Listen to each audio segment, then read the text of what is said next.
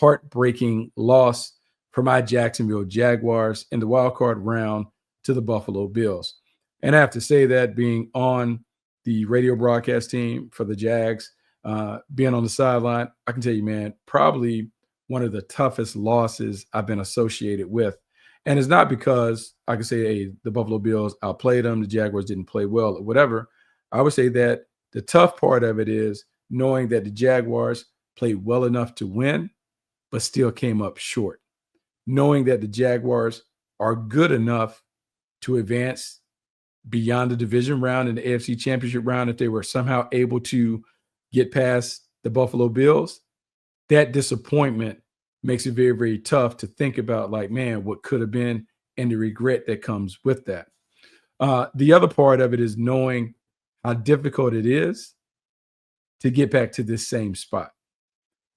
One of the challenges in terms of being a championship contender and a consistent contender is, can you do it year after year after year? Can you gear up when everyone knows that you are one of the teams to beat? Can you handle all comers? And can you routinely deliver the way that you need to deliver to be a team that is always in contention? The hardest thing to do, man, in life, but in the National Football League, is to go from good to great. Jim Collins authored this business book a long time ago, and he talked about the challenges of going from good to great and how you have to get the right people on, and you have to have a hedgehog concept, a concept that separates you from others, and you got to believe in it and create momentum. And then as you create momentum, you just continue to add to it, and eventually you become one of those businesses or those programs that is always on the edge of elite. You're always included with the elites in your field. Where for the Jaguars, that is the challenge, because that is the next step. How do they become a team that is always in the tournament? And I think it's funny or ironic that they lost to the Buffalo Bills, because I think there are a lot of things that they can take from the Bills and add to their formula to help them. People give Sean McDermott a tough time. But here's what I would say when I look at the Buffalo Bills. I know exactly who they are every time they step onto the field.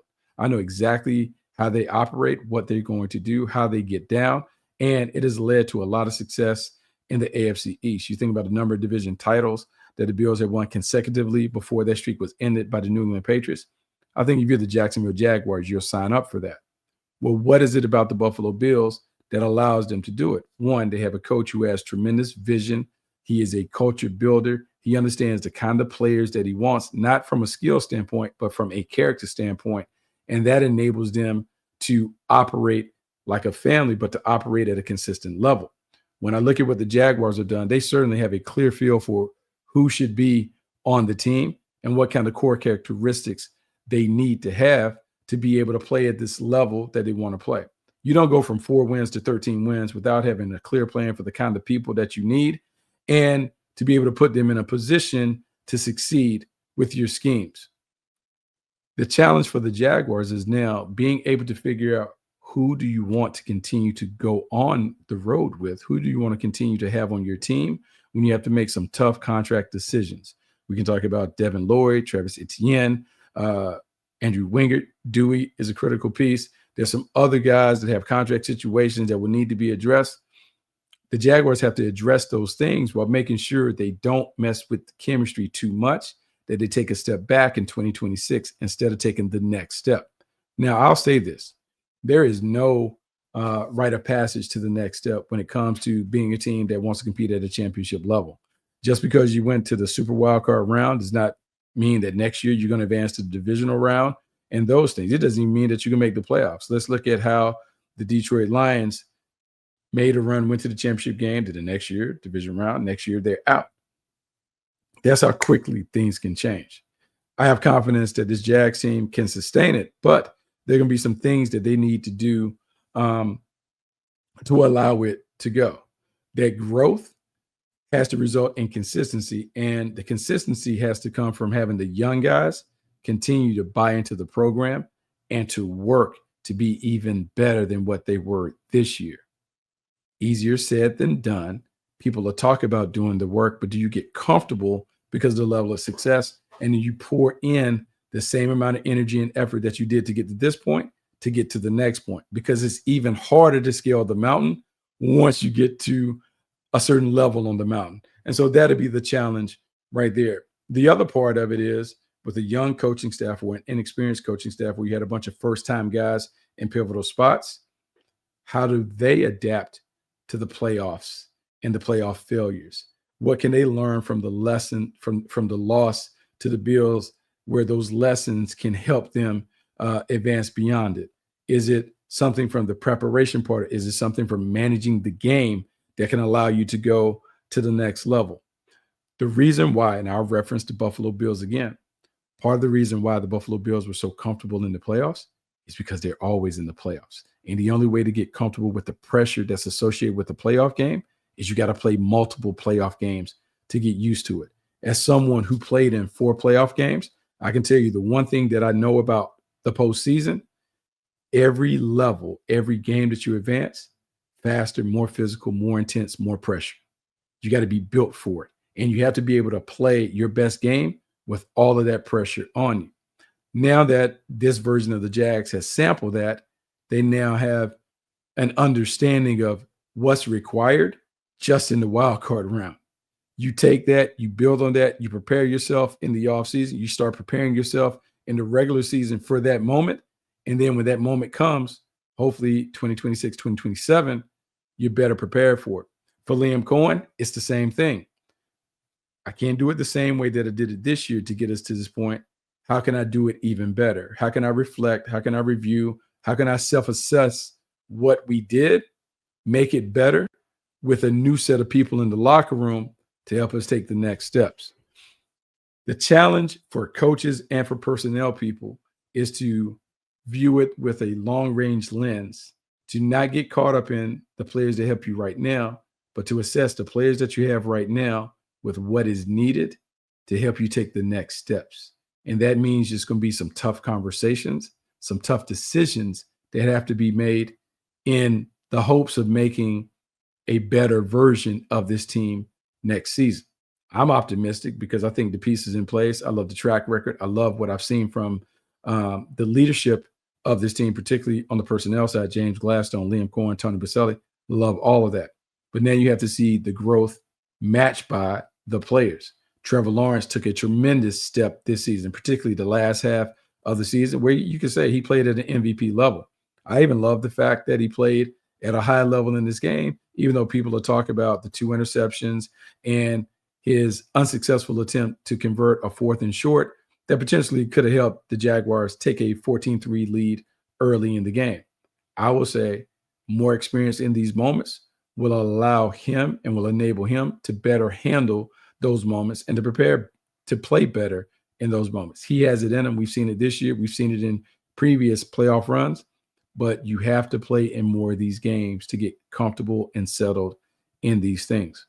Some of the big questions that I have going forward, and because Trevor Lawrence played so well, naturally my eyes go to the backfield with Travis Etienne.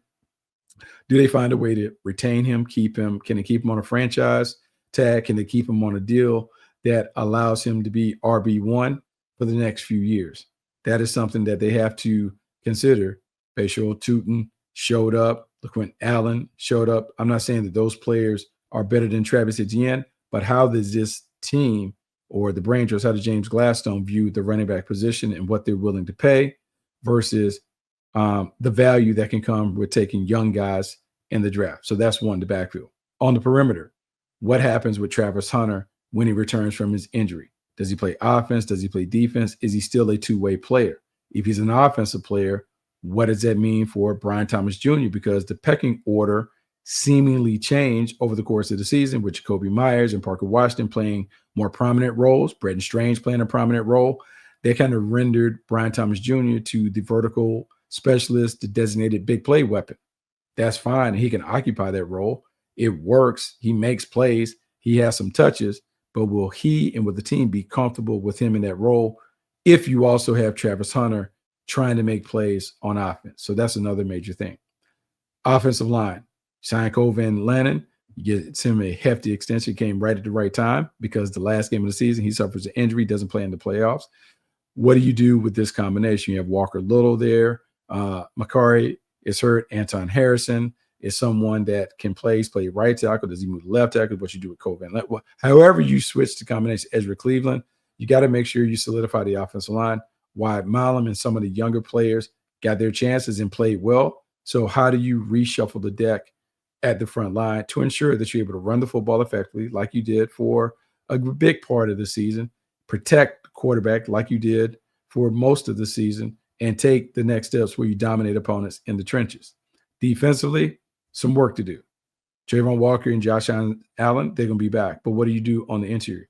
Devon Hamilton played great, man. He might right now be one of the best run stoppers in the game, so you love him. Eric Armstead is older, a veteran. What are we going to do with him? Devin Lloyd, Foye Oluokun. Foye Oluokun is the perfect leader, a terrific tackle machine.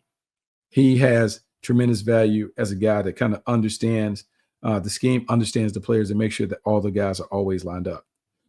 And Devin Lloyd played at almost an all-pro level. I mean, just give him his flowers for what he was able to do. 5 interceptions, a ton of plays, but you didn't put him on the 5th-year option. Now he can go to free agency. How much money is he going to command? And if he does command significant money, you pay him. What does that do for your chances of retaining Trayvon Walker long-term, Parker Washington, some of the other key players that you want? That'll be an interesting decision if he comes back. On the perimeter, Greg Newsome was a nice trade because you were able to unload Tyson Campbell's hefty contract, but you bring back Newsome. He was up and down as a player. Do you want to bring that back? And if so, what is the cost? Antonio Johnson emerged as a safety. So how do you go about with Dewey and Eric Murray? Do you bring one of them back, both of them back? How does that work? You have some conversations there. Jordan Lewis was solid. And even when he was hurt, he did a great job of mentoring Monteric Brown and Jarian Jones and those things. So there are some pieces that are in place that you feel good about, but there are going to be some tough decisions that have to be made. Luckily for us, we got a lot of time to discuss it. We have free agency, we have the draft, we have a bunch of different things that are on the horizon. And even though we're sad, we have the long faces this week, it won't be long till we cast our eyes to 2026 and try and figure out how the Jaguars can go to the next level. I'm going to be here for it. We're going to begin to talk about draft prospects and those things. I got some college all-star games that I have to call, that have to be around. And so there'll be plenty of players to discuss. The NFL Combine is in February. And before you know it, we'll be talking about the next iteration of stars to help the Jaguars go above and beyond what they accomplished this year. But you always can come back to the Bucky Brooks Show for that. We're going to talk about all things Jags, all things league, all things draft as we go forward. We got another pod that we're going to tape later in the week, and we're just going to see what kind of news pops up as we discuss the happenings in the league. Make sure you rate, review, subscribe to the podcast. Make sure you tell a friend to tell a friend about the cool things that we're doing here on the Bucky Brooks Show. Until next time, I'm Bucky Brooks, and I'm out.